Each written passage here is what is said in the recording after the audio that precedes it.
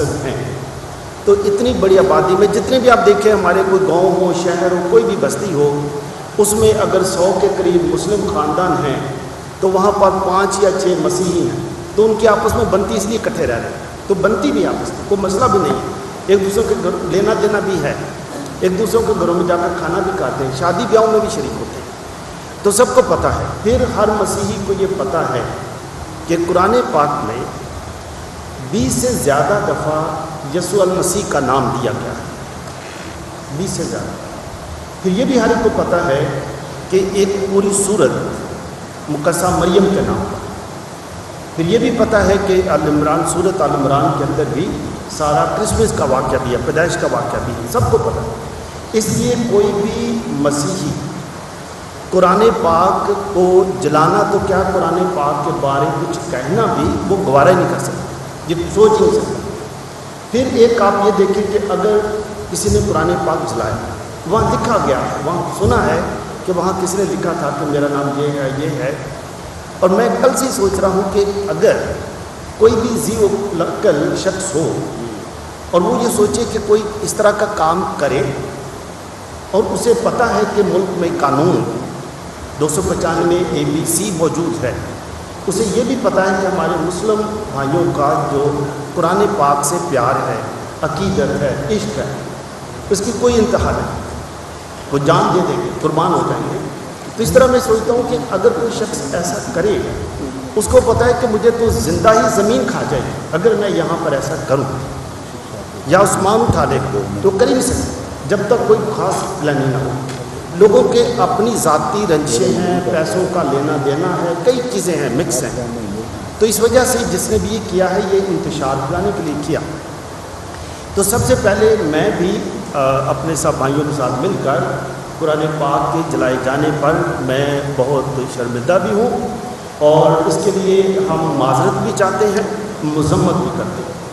دوسری بات یہ ہے, میں اپنے مسلم بھائیوں سے بھی یہ درخواست کروں گا, اپیل کروں گا کہ ہمیں تھوڑا سا صبر و تحمل سے بھی کام لینا چاہیے کہ گورنمنٹ آف پاکستان میں ہمارے پاس قانون موجود ہیں, ایجنسیز موجود ہیں.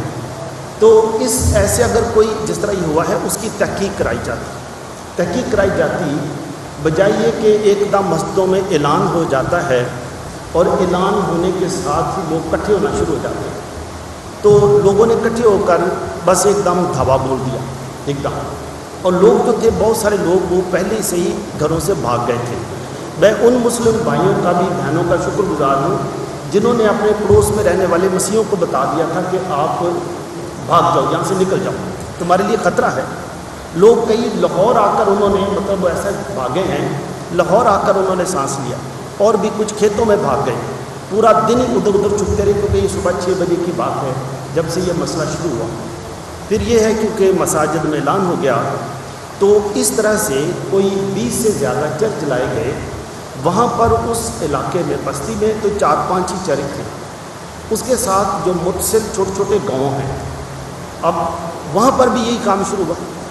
اب چرچز کو جب جلایا گیا, چرچز میں انجیل مقدس ہے, زبور ہے, توریت ہے, اب کئی وہ جلا دی گئی کتابیں, وہ بھی جلا دی گئی. تو ہم نے یہ بھی دیکھنا ہے کہ ہم کیا کر رہے ہیں. گرجوں کے اوپر چڑھ کر آپ لوگ خود ہی دیکھ چکے ہیں, صلیبیں توڑی گئیں اور بے حرمتی کی گئی.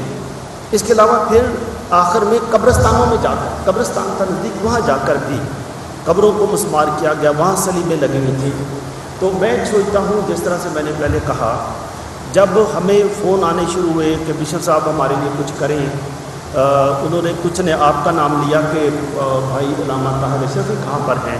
میں نے کہا ہم رابطے میں ہیں. انہوں نے ہمارے ڈائلاگ والوں سے بھی پوچھا, انہوں نے بہت سارے علماء کا نام لیا, پوچھا. انہوں نے کہا کہ پولیس یہاں پر بالکل ان کی بس میں نہیں ہے بات. وہ اگر کھڑی بھی ہے ان کے سامنے بھی, انہوں نے فوٹو بھی دکھایا کہ دیکھیں پولیس کچھ نہیں کر سکتی. ہجوم اتنا بڑا ہے کہ پولیس کچھ نہیں کر سکتی, اور یہ ہے بھی صحیح بات. تو ایک بات ہے, میں ایک سوچتا ہوں کہ, اور وہی کسی اور ایک نے فون کیا, کہنے لگے کہ ہم نے صرف سموار کو بھی 2 دن پہلے, کیونکہ یہ منگل بدھ کا واقعہ ہے, کہنے لگے 2 دن پہلے ہم نے یہاں پر ہی ترانے گائے ہیں, اس پرچم کے سائے تلے ہم ایک ہیں. اور یہ بچے جو بھاگ رہے ہیں, خواتین جو گھروں کو چھوڑ کر اور ان کے سامان اٹھا کر گھروں سے اٹھا کر سڑکوں پر لا کر جلائے گئے۔ یہ جو خوف ہے یہ واقعہ گزر جائے گا۔ ابھی جس طرح سے پہلے واقعات ہوئے ہیں، یہ ایک کوئی ہو سکتا ہے پہلے کی طرح ہی ہو کہ کوئی کمیٹی بنے گی، تحقیقاتی کمیٹی بنے گی، 15-20 دن تک کوئی آنا جانا رہے گا، کوئی ادھر آئے گا کوئی ادھر جائے گا، رپورٹ تیار ہو رہی ہے، گھر بنا دیے جائیں گے۔ لیکن ان بچوں کے ذہن میں پاکستان میں رہتے ہوئے جو خوف پیدا ہوا، جو مسلم لوگوں کی طرف سے جو یہ ظلم ہوا، اس کا خوف ان بچوں کے ذہنوں سے یہ کون نکالے گا؟ تو میں سوچتا ہوں کہ یہ ایک واقع ہی، جیسے بھائی نے کہا ہے کہ یہ حملہ مسیحیوں پر ہوا، ریٹیلیشن میں ہوا، لیکن اس کا جو اثر ہے وہ ہم پاکستان پر ہوا، پوری قوم پر ہوا۔ یہ جو حملہ ہے یہ پاکستان کی ساکھ پر ہوا ہے۔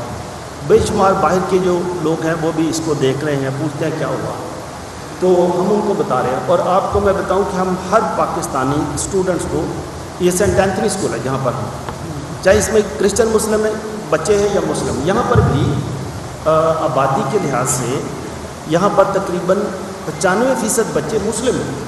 ہم سب کو تربیت دیتے ہیں، سب کو شہری بناتے ہیں، اور ہم بتاتے ہیں کہ پاکستان میں کئی دفعہ لوگ پوچھتے ہیں جی پاکستان میں ہمارا مستقبل کیا ہے؟ میں کہتا ہوں کہ آپ پاکستان میں پیدا ہوئے، آپ کی پیدائش کا تعین آپ نے نہیں کیا، یہ خدا تعالیٰ کی طرف سے ہوا، آپ ادھر پیدا ہوئے۔ اگر آپ ادھر ہی پیدا ہوئے ہیں تو آپ نے اسی سرزمین پر محنت کرنی ہے، اسی سرزمین کو شاداب کرنا ہے، یہاں پر رہتے ہوئے آپ نے ہر ایک کے ساتھ پیار محبت سے رہنا ہے۔ کیونکہ اگر میری خواہش ہوتی کہ میں کہیں پیدا ہوں تو میری اپنی خواہش سے ہوا، لیکن یہ خدا تعالیٰ کی طرف سے آپ ادھر ہی پیدا ہوئے تو ادھر کی زمین کے لیے پیدا ہوئے، ہم نے ادھر ہی رہنا ہے۔